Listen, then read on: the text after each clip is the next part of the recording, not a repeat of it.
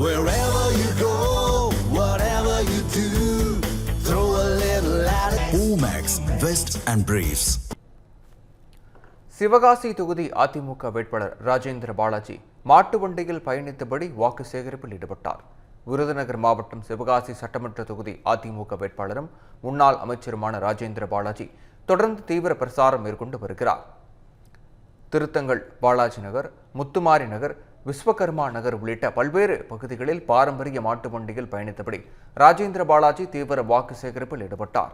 மாட்டு வண்டியை இயக்கியபடி இரட்டை இலை சின்னத்திற்கு வாக்கு சேகரித்த ராஜேந்திர பாலாஜியை பொதுமக்கள் வியப்புடன் கண்டு வரவேற்றனர்.